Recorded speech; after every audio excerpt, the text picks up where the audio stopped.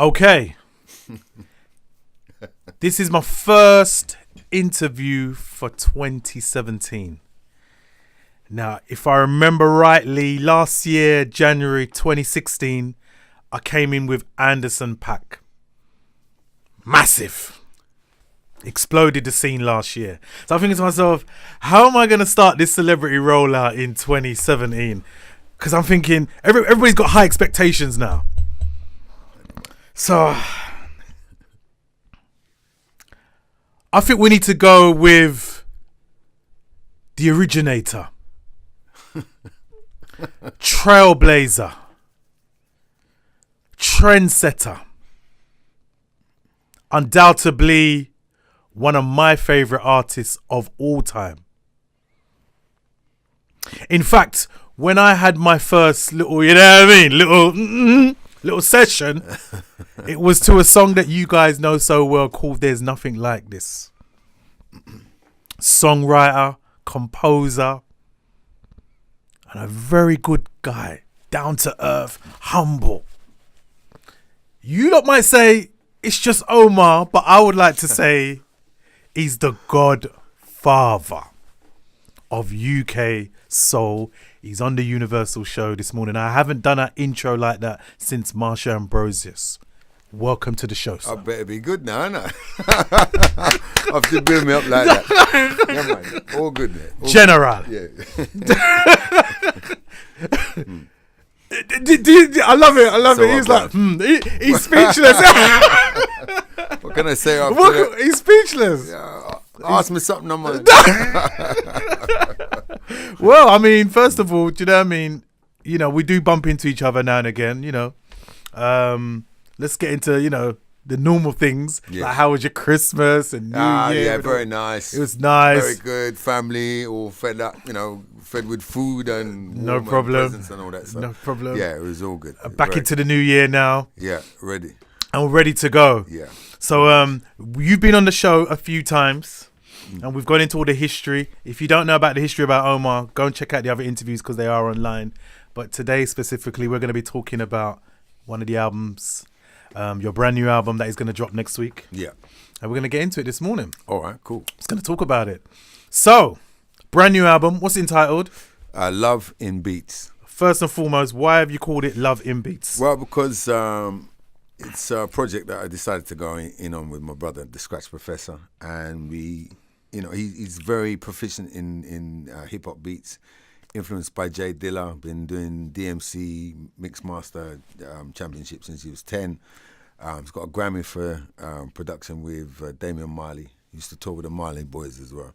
So, and his productions come heavy, you know what I mean? And this album, I decided I wanted something a little bit heavier than I've done previously. You know, my stuff is jazz, funk, Latin, soul, but there's no real hardcore stuff. I mean, there's, you know, bits and pieces, but yeah, the beats came from him. And then I was thinking, was it soul? What is it, about love and beats? And then I may have seen it somewhere, but I saw love in beats, and it just made sense. Do you know what I mean? Because that's what it is. You're getting some proper old school beats with some proper old school music. You know what I mean? But in a new style. That's one of the things. When I was listening to the album last month, I was saying to myself, he's definitely gone for that old school East Coast sound this time around. And I was wondering how the old school listeners would actually, you know, perceive this stuff. How do you think they're going to take onto this, you know, this new darker side? Because it's like a darker side to OMAR. Do you know what I mean? I think they'll take well to it, you know, because it's not that far removed from what I do. What I've done in the past, and you know, everything I do is like an evolution. It's got to move on to the next phase, and this is the next phase. And you got to keep the people's interest as well. I got to keep my interest going in terms of what music I play, because I got to perform this stuff for the rest of my life. Yeah. You know what I mean? Yeah. So it better come with some heavyweight, and I think this album totally proves that. Right. So the opening track of the album, Vicky's Tune. Yeah, that's like a little intro. Then we're going to the first track. What was the first track? The official track. The second one. The single will be "Gave My Heart." Gave My Heart. Yeah. Right. I need to clear this up now. This morning, is it a Leon Ware sample? It's it's something to do with Leon Ware. I'll put it there. I'll give you that. Right. Okay. Yeah, okay. But it's what I got given as a present from the guy, and then my brother cut it up, put the beat on it. I wrote the song.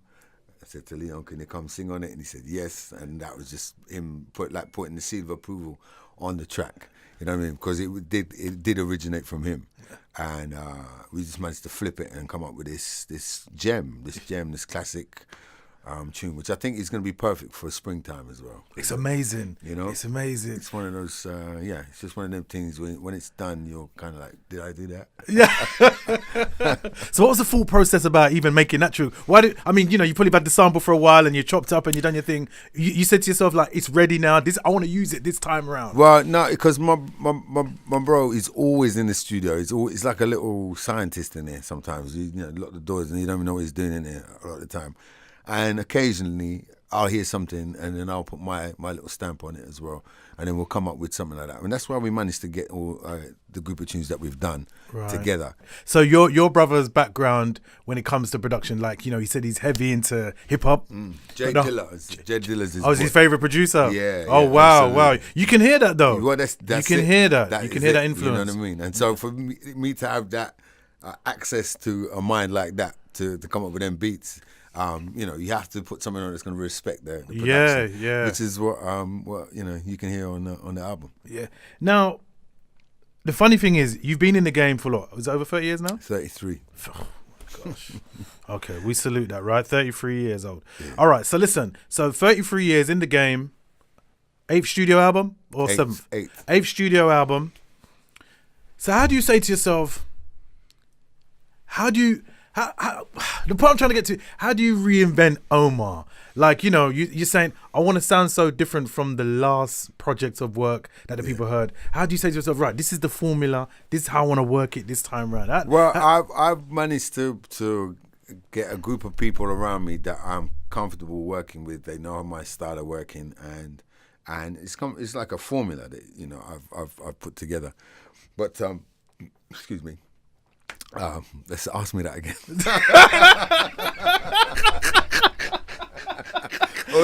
or you can keep it for the bloopers. I started answering the question. No, I can't remember what the question is. He said he can't even remember what I asked him. There you go. That's one for the book. You're thinking of trees, aren't you, Omar? I am thinking of trees. You're thinking of trees. Oh, shit. All right. He's thinking of trees. You're going to edit that one out. The trees are blowing in the air. In the wind. It's autumn. Autumn. Anyway. No, listen. Back on it. So. That wasn't supposed to happen, by the way. That wasn't supposed to happen. It's radio. This is what we do, right? Yeah. Okay, so listen. The question was... Can you remember? I can't even... You see? I can't. It's not just those of us thinking of the trees. Someone looking for trees. The scent of the trees is getting to me. I think that's what it is. Yeah. Oh, dear. That aroma. Right, okay. So basically I was saying, how have you been able to, after all your 7 projects that you've done... Yeah. How have you said? What kind of energy or what kind of formula have you gone around to make this particular album? Well, I tell you what, trees do help. All right, now that's when you're staring at the trees. If you get my meaning, that kind of is the catalyst. And then once you're in a zone, it's just getting a vibe from the music, man. You need to be able to enjoy it. And I still enjoy making the music as much as I did when I first started out. My second, third, fourth, even for my first album.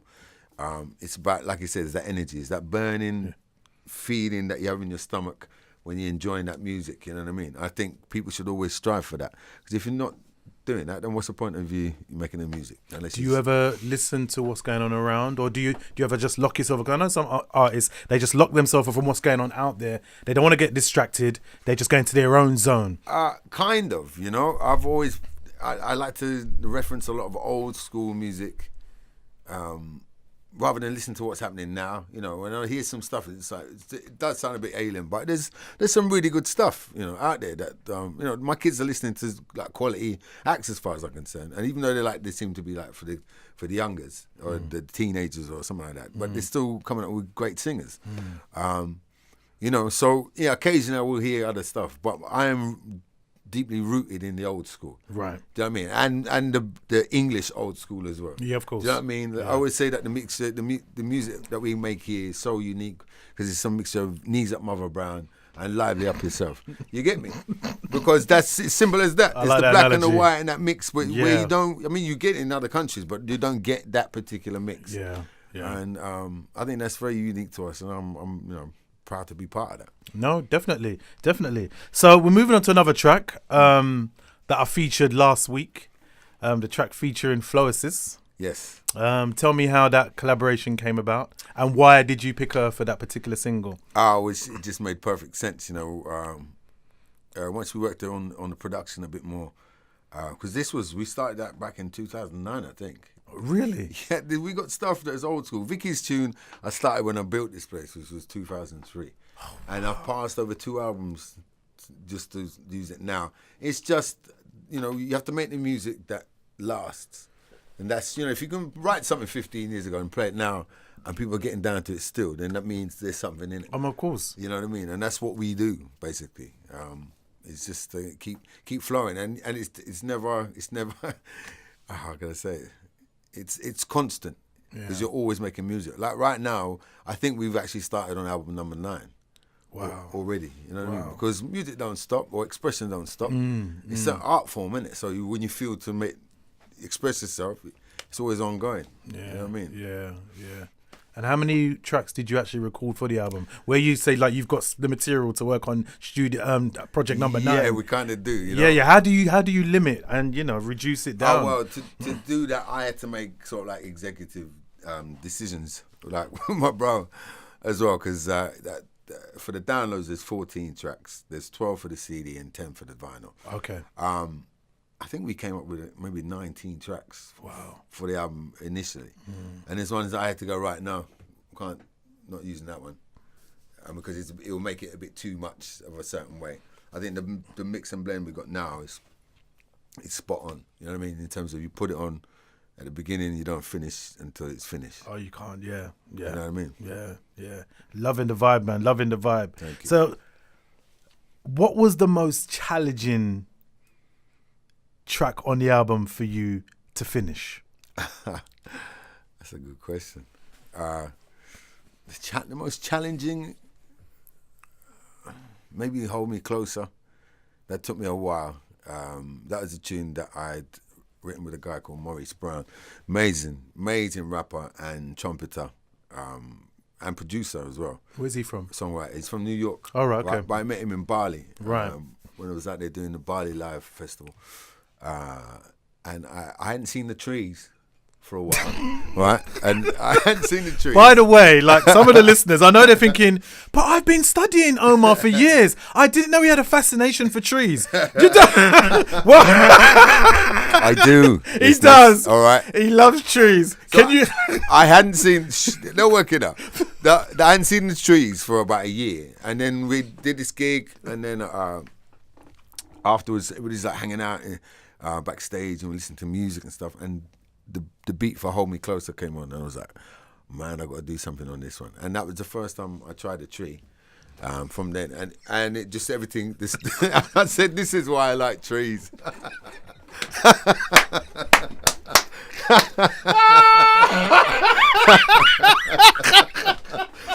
There we go. You know what? You're killing me, you know. You're killing me. Ornithology. Is it the people that look after the trees? All right, moving on. You're killing me. Yeah. It's all about trees this morning. It is. Yeah, big up the trees. I'll tell you, man, Real Buzz Radio, if you've just locked on this morning, we have got the Godfather of Soul in the building. He's talking about his brand new project and also trees. Why trees are so important to the environment. Oh, dear. I love it. I love it. Yeah. So listen, the album comes out the 27th of Jan. That's right. What's in store? Shows, forthcoming shows and things like that? Yeah, I'm actually doing a launch party at a place called Cameo in Shoreditch on the 1st of February. Oh, wicked. That's going to be the first of 2 because we're going to be doing one for the vinyl release as well. All right. Vinyl's coming out in March. So. Okay. Yeah, and then onwards after that, I'll be touring with Courtney Pine. Okay. I've just finished 4 songs for his upcoming album as well. So I'm busy with that, busy with the album. Wow. You know, it's out in Japan at the moment as well, and it's in Canada as well. I'm going to be looking to go to North America, but probably by the end of the year. So it's going to be a busy time. Okay. So what's the most unusual place that Omar has performed in that you thought that you'd never, be playing to? Which country have you been to, which is kind of random for you? I've just come back from a place called Azerbaijan, and I played there before. Right, But okay. each time I go, I'm like, really? Did I know it? And I mean, the first time it didn't seem like they knew it as well, but then the second time, there's a lot more people there that came to. And where's that? Hear the music. Azerbaijan's near Syria. Okay. Yeah. Okay. I wasn't even trying to pretend that I knew where that was. Yeah, Azerbaijan. Baku. Yeah, no, really cool place. Oh, really? Fantastic. Yeah. So Absolutely. what's the vibe there? What's the music scene there like then? It's sort of an Eastern vibe, but Right, okay. they do a lot of the Eurovision Song Contest as well. I don't know why, because it's not by Europe. Okay. But no, it's a really cool vibe, and it was for a jazz festival they had. Right. That was at the time. So Right. Okay. The strangest thing that a fan's ever done you're to just you. you just picking this out of your head, or what? There you go. Look at me freestyle. Yeah. With the strangest thing a fan has ever done to me, Yeah. I don't think I can say on radio. How about that one? We'll leave it at that. I like it. Next question. Next question. I'm loving this interview this morning, Omar. I'm sure you are. I'm done. I'm loving it. All right, next question. Artists that you've got your eyes on that you love to work with, and why? Do you know who I'd love to work with? Bill Withers.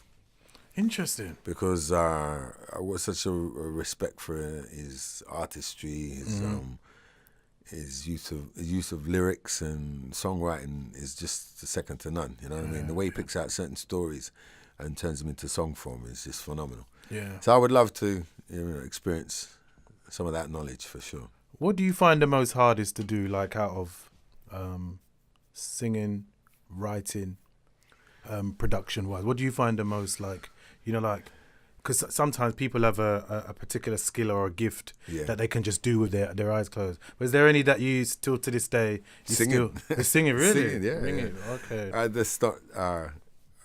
It wasn't my first voice when I first started. I've had to work to get it to sound anything remotely like it does now. But I don't see myself as a singer. Right. Not like not like Aretha or Luther. You know what I mean? People like that who clearly singers. Donny Hathaway, that kind of that thing is that's major. My thing is a certain thing. I'm a vibes man. Yeah. You know what I mean? Style. Yeah, exactly. So when you hear the music, you know that it's going to be me. Yeah. Now, many things that come up in conversations when we're talking about just artistry these days is that they find that a lot of the young artists don't have development no more. Because obviously we're in a culture and a time where people just want to, music's very disposable. People just want to be famous. Do you feel like that artistry is lost from today's artists today? How do you feel about that? For some people, because some try and get the quick fix by doing the talent shows, and they're trying to get in that way, whereas other people are doing the open mic circuit and kind of like learning the craft, which is it's very there's a lot of people doing that, but you don't see that part of the journey in terms of like media or anything like that. Because it's always about the quick fix. Like they're queued up for 10 days to get into the 5-minute audition or whatever. Yeah.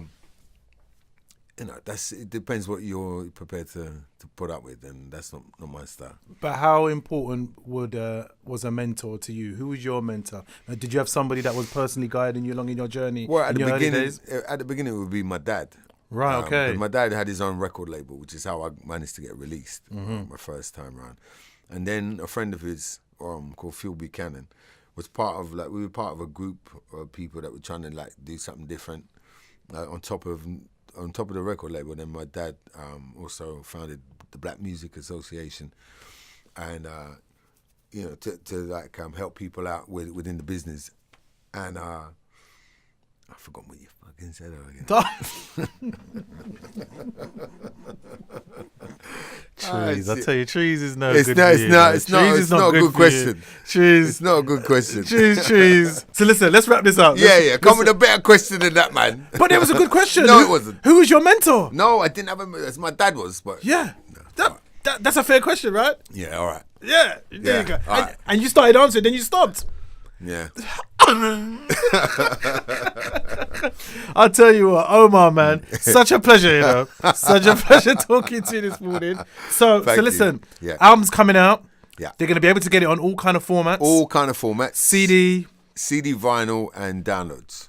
downloads. Just Google. You can just even Google "Love in Beats" and that's Right. what comes up. 'Cause Right, It's no quite problem.